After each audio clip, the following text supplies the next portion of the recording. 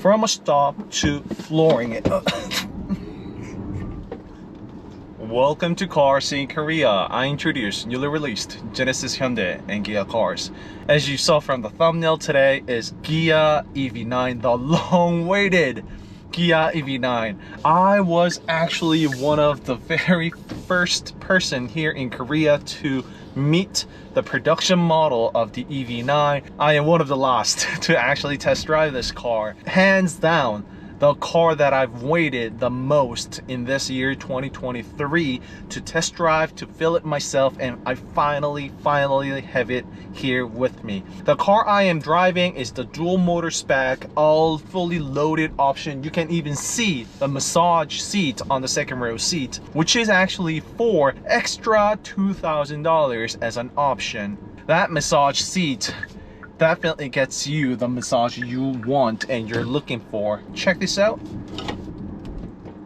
The power it has. At the tap of the accelerator, just like any other EVs have been doing. Well, I shouldn't really say any other, but just like any other dual motor EVs have been doing, this one, just look at this. This one's got the power. And I have a feeling that it's giving me the front collision warning much faster than the other ones because, well, first of all, this car weighs over 2.5 tons. That is a heavy weight.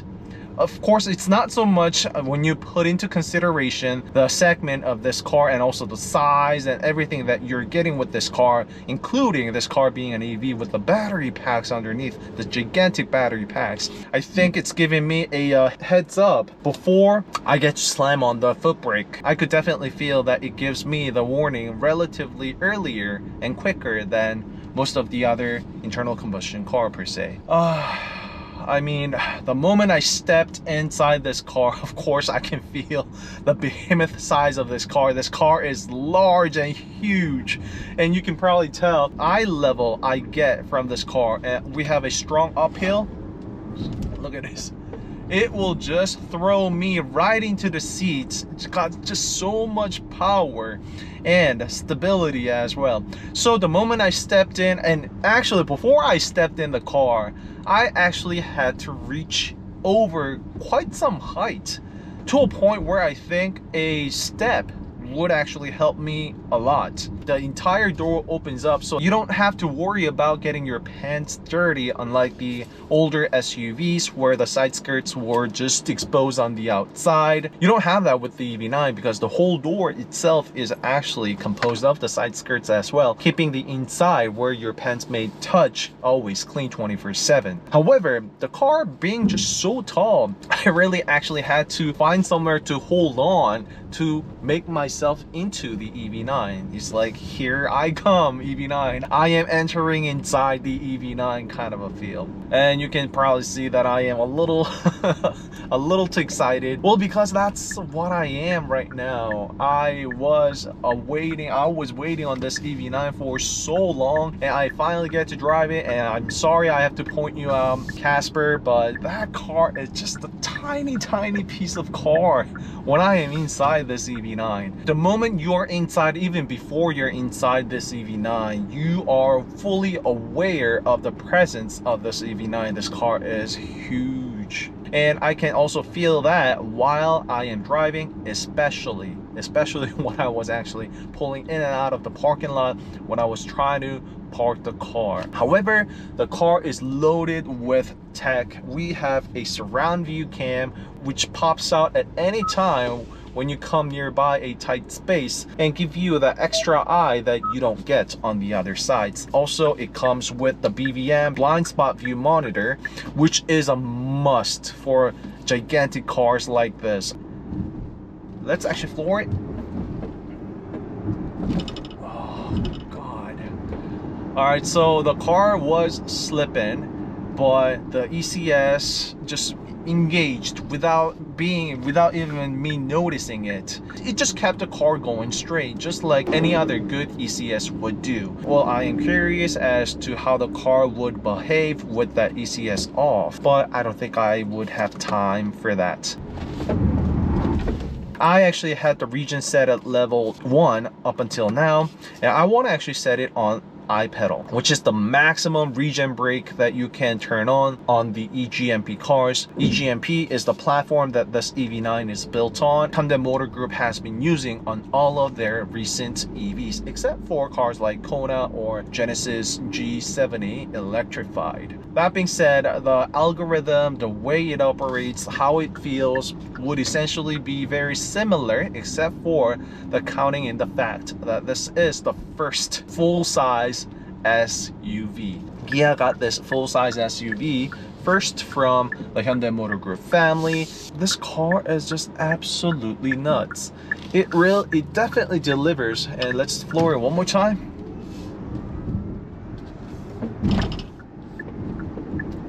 God. When you are inside these EGMP cars, and if you are curious if your car is dual motor or single motor, just floor the accelerator. You would know in a heartbeat.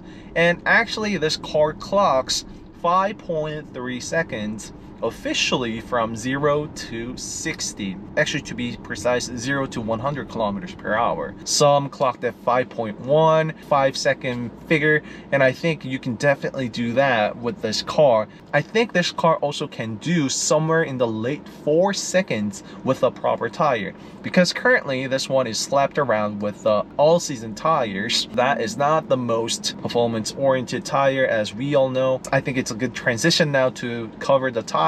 This car, being the fully loaded model, it has 21-inch wheels. 21-inch wheels from a manufacturer, and that is an OEM wheel. I never thought that this day would come. Bigger the car, bigger the wheel it needs to be, of course, for the obvious reason. Despite 21-inch wheels, still it has relatively thinner sidewall compared to a traditional conventional SUVs where they used to run on 17s, if 18s at most. So those SUVs have like this thick sidewall where it would absorb a lot of energy from the bumps and other harsh road conditions. Bigger the tire, more cushiony often. Most of the time you get better fuel consumption, MPG, and it's completely the other way around when it comes to larger and thinner sidewalls. Then you might ask and question, why get a bigger wheels and tires then? Well, first of all,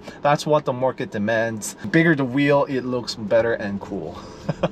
And second, if the sidewall is actually thinner, it responds much more faster and the car tends to be more nimble, just like this. Look at this, just like this EV9 is currently doing. Oh my god, I can't believe I am doing this with this full-size SUV plus a 2.5 ton car, but I get so much confidence. First of all, it definitely comes from the line of sight. My sight is higher and longer than ever.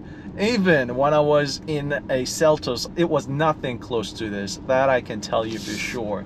I am going on this twisty, a little bit of back road of Korea. I am actually literally climbing up the mountain with my EV9 at the moment. I don't feel any shortage of power. Power is there. The line of sight, it really gives me that crisp, clear feeling of driving a car around. And these bumps, seriously, you have to feel it for yourself. The way it goes over the bumps is just incredible. I just can't believe it. And let's test out the U-turn. All right, so I knew this was coming. EV9 has ridiculous length of the wheelbase. That is the length from the front wheel and the rear wheel. Because of that, it's inevitable to have much larger turning radius when it comes to making a U-turn. Strictly speaking, it is also physically, structurally limited because of the EGMP not being able to have extra space when you are making a rotation, because it would ultimately interfere with the front wheels and the chassis in the front. EV9 is composed of multi-links both front and rear. Just like the GV60, EV9 also has that extra arm that is actually detached from the main arm. That way it will be able to absorb a secondary residual shock and impact. So there is an extra arm to carry out the extra task, hence it's the better. That is just some things that you might not be able to tell if you weren't told. A little bit of this and that, everything put together, this composes the overall feeling, just the driving experience of a car, right? So those are the things that I actually want to point out and test out and feel it to myself, and I can, yes, definitely feel it with this EV9. Well, let me just test out the U-turn, the turning radius just one more time, and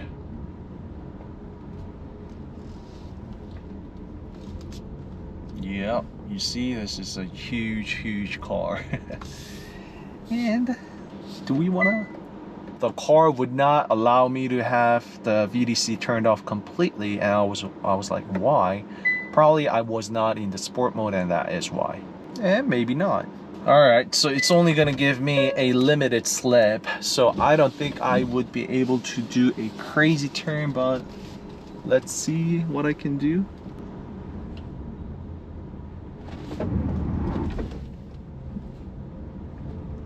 So it slips. We all heard it, right? But wow, it understeered, so the radius got just much larger too. I'm not gonna do it more than that. So I have actually drifted many of the EGMP cars, that's including Ioniq 5, Ioniq 6, and GV60. The way this car initiated initial slip felt just like that of the GMP, so I have a feeling that I'll be able to spin this car around no problem. However, of course, it felt heavy. From that alone, it tells that you can have fun with this car, but that is until we talk about the braking performance of this car, right? So it's not bad. I can tell you that it's not bad at all. It's actually much better than I anticipated. This is not meant to be, but should you wish, you can do a little bit of spirit driving, no problem. And I bet the disc gets all heated up and the pads get heated up. I think the disc fade would come relatively sooner than you probably anticipate, but that is just inevitable. And the steering wheel feels also gigantic, but it really goes along with this EV9 very well, this car being just gigantic car, right? I probably have been flying over here and there, and of course, as always, I don't have any script with me, so this is just how I roll with the cars. But am I smiling? Am I grinning? That's what I feel with the EV9. I mean, you know, just go check out some of my other reviews. This is not something that I do every time with all of my cars. No, that certainly is not it. All right, so now is a good time to make a U-turn, and I have a gigantic bus right there, and I am a little afraid I might run out of space.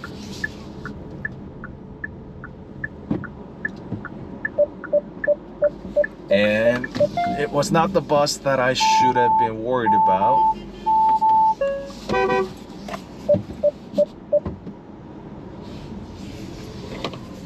Well, that is what the honk sounds like, just in case. That was the U-turn. So turning radius does play some factor when you are driving this car around in cities. Alright, so I know I have covered a lot on the exterior, but I just want to show you the outside of this car just real quick. Look how massive this car is. I have to just walk away so far away to get this car in the angle. This is the red color. It's not one of those bright red colors as you can see. It feels more like a burgundy to me. That is the color that I wanted. That is the term that I want to use when seeing this car. Yes, this is the part that I was worried the most. Because EV9 doesn't have the radiator grille, I was really worried about this car getting a lot of bug splashes, but well, that's not what I am seeing right now. Probably, of course, I've driven it for less than 20 kilometers only on the cities, but the moment you bring this car on a freeway, highway, I expect to see a lot of bug splash on the front. And that is also including the side mirror. Look at this side mirror is just gigantic. And of course, we have this beautiful EV9. We cannot afford to miss out on the digital tiger mask coming up. Oh my god, just look at that. So beautiful lighting right there with the headlights, and that is also, you can actually get the different lighting patterns, and that is one of the lighting patterns we have. All of these information, you can see it on my previous video. Well, I have in-depth review in and out of this car. I made a few videos of this EV9 already, so go check that out. That is the active air flap that will open and close accordingly. Mostly when the car is turned on, that will open up because the car needs to cool down the battery, of course. When it's necessary, it will also close to reduce the coefficient of drag. That will give better driving distance and battery efficiency, of course. Guess what this CD, the coefficient of drag, is on this EV9? It's 0.28. That is better than the Ioniq 5. That is not something that I expected to see on this EV9. Gigantic car. That is the gigantic wheel that I told you about. It has that 285, 45, 21-inch wheels. It managed to get the 45% of the 285 on the sidewall, so it actually has thicker tires than most of the SUVs. See, we have a bunch of SUVs over there, and I think it is just as large as that of the Sorento EV6 and Santa Fe we see over there. So I actually have to take my word back. The tire itself is also gigantic. I can't believe my eyes. Love how that opposites united, the design, language, and theme running across the entire Ghia, but it's evidently found on this EV9. That is, you see even the Ghia emblem is sitting on the far out, not in the middle, and rather inside of a circle there is that rectangular design. You could say that this is the typical EV wheel, but it is certainly the design that we haven't seen before. It's monsoon season here in Korea. Right over there, you see where it picked up all the dirt. But when you open up the entire door itself works as the side skirts, so it always keeps the car inside really clean. So this is the part where your pants touch when you are getting in and out of the car, but you see it is all kept clean. Don't you worry about that. So that is the same for the second row seat as well. So let me quickly show you the massage seat. So this is $2,000 option. Not sure if this will be available globally, so the options may vary from a country to another. And I am really sorry to tell you that the US won't be getting a swivel seat on the second row seats. Mostly has to do with the regulations and whatnot. So manual blinds and just gigantic sunroof on both of the front and second row seats. Again, these details I've covered on my previous video. I probably now have to head back to return this car, but that is the one last look I want to get before I go. I think it will be a good real world test of how EV9 would collect the dust when you actually bring this car out to life and drive it. So you see that is the rear wiper. It actually is hidden right underneath and comes down all the way like that, and it wipes off. Wow, it comes all the way down to here. Okay, focus right there. So it comes down all the way to here. That is the onboard camera for the rear view, and that camera over there is for the reverse cam. This is the amount of dirt that the EV9 would collect real world. And wow, we have a good rear wiper for that. I really am surprised by how much it actually would wipe off. Why not all the way to here? All right, so let's head back. So the power is there, the space, I mean, you probably are getting sick and tired of listening to. So it's super spacious. You could, even an adult could easily sit on the third row seat and go on a long distance drive. Going to a sport mode, I could feel the bolsters squeezing in. It also shows me the usage of batteries. The drivetrain composes 64% of the battery usage and 17% for the electronics, that is, and 19% for the climate. You could actually make that useful. The NVH with EV9 is also just top notch. They've looked into just so many factors. Once again, all these things I've covered in my previous video, so please go check it out. Except for this car being a gigantic car, and well, that is just inevitable with any of the cars that are like this size, right? I just can't find anything to complain about. You get great line of sight, but not just that, you get just gigantic side mirror to have a clear view. And well, rear view mirror, I mean, if you are used to driving a big size SUV, you get used to that in no time. And if you've been driving a coupe, that's just nothing. But do keep in mind that this is a huge car and you need a lot of space to make a U-turn. Other than that, I just really can't complain. Let me show you making a U-turn. So on places like this is just a closed area, as you can see, and you need a place, a big place like this to make a U-turn. But you see, there is the bird eye view, the rear view cam right here. The side mirror tilts down when you make the reverse, so it stays on for a few seconds so that you can check surroundings, also for your safety, as the message said. You might need some time for you to get used to driving this big size car, but you will get used to it in a heartbeat, so don't worry about it. I am getting all the attention in the world. This is truly a head turner. Those people, I saw at least 3 of them turn around checking this car out. That is what this car is like. This car feels surreal. This car just doesn't belong to the streets yet. This car is futuristic but modern at the same time, and I think this car, using the design it has, opposites united, the opposing designs, there's a lot of curvature on the outside, but there's also straight lines. This design will also be timeless, I think. All the compliments and best good things, adjectives I can find in the world to describe the EV9, but that is just how I am feeling. If you're in the market looking for these types of cars, well, first of all, this is the only full-size SUV you can get from the Hyundai Motor Group as an EV, so yeah, you don't have much of an option. But of course there is the Ioniq 7 coming out, which I will review that car in depth. Now I have a very good reference to make with the EV9 in mind, but I just can't complain. And this is one thing that I haven't pointed out yet, which is the suspension, and I've been doing it deliberately. Given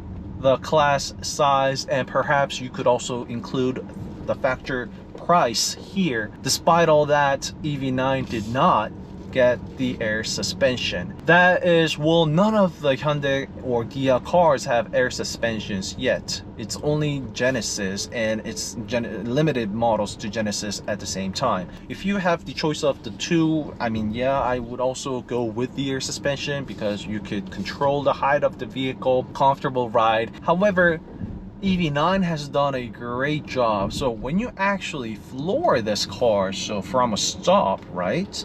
From a stop to flooring it. Jesus, I did not fake that. Wow, even the seatbelt locked. I did not see that coming. Wow. EV9 has done a great job with controlling the pitching of the car. So pitching is the front and rear movement of a car. Rolling is left and right. Well, I gotta be honest, I haven't had the chance and enough time for me to test out the rolling and the way it behaves, but when I put this car on the turns, as you just saw earlier, this car definitely delivers the needs. I could feel it. They've done a great job with the pitching, and they've done it without the air suspension. By the way, these buttons here, it is touch sensitive, but there were a lot of feedback saying that people touch on these buttons without unwillingly, because it is just so touch sensitive and whatnot. So what Kia did is you actually have to press it physically. Although this is a touch sensitive operation put behind, it would actually give me the haptic feedback, kind of fooling us that it's actually a physical button type of a thing, whatnot. It's not it, it's all touch sensitive. The AC vents, I think it's just beautifully located. It's monsoon season, so I am running the AC 24/7 here. I really like the position, and it just really keeps me cool with the driver only mode. And you see, I have a Sedona right next to me, and I'm not intimidated by its size. All right, well, let's just quickly test out the ADAS in this city roads. Can't believe I almost missed that out. It just feels exactly like it. The things that we have been seeing and feeling throughout the test drives and all from the EGMP platform and chassis. The operation, the UI, GUI is exactly the same. Oh, the only thing that this EV9 I am driving now is missing is the HDP, Highway Driving Pilot. That was supposed to debut first with the Genesis G90, the facelift model or product enhancement model, but it wasn't there. Also, the EV9 was supposed to have it too, but the GT line has been postponed and is not officially debuted. It will come in September. So there is no GT line available at the moment. The list just goes on, and just look at this, all these, the swivel cup holders, and just beautiful key fob. I really like this key fob, and just look at this beautiful white color, and it has some kind of texture feeling to it. This definitely does not feel like a leather, but again, also feels luxurious too. It doesn't feel that cheap plastic thing. Plenty of power there, so there is no stress of you operating, moving this giant elephant. Honestly speaking, this is more nimble than my Seltos 1.6. Ton of storage here, and I really like how they carve this portion out on the center island. Of course, this is the armrest. So they also have this. So this little genuine accessory that it comes with the key right here. So this is the extra key, emergency key, matched well with the key, just like that. It looks really good. Everything here is just positioned so beautifully and ergonomic at the same time as well. So you can hold on to this right here, put it on the level 2 for the region brake for you to get that conventional, traditional internal combustion engine brake feel to it. I recommend putting it on an iPedal, so that way you can maximize the region brake and pump the best out of the battery. I drove about 12 kilometers, managed to get 3.5 kilometers per kilowatt hour. That was with the test drive and all, so you will actually get better efficiency on your regular daily drives, that is for sure. Alright, my GoPro is heating up. I guess now is the time to wrap up the video. Let's test out the power just one more time.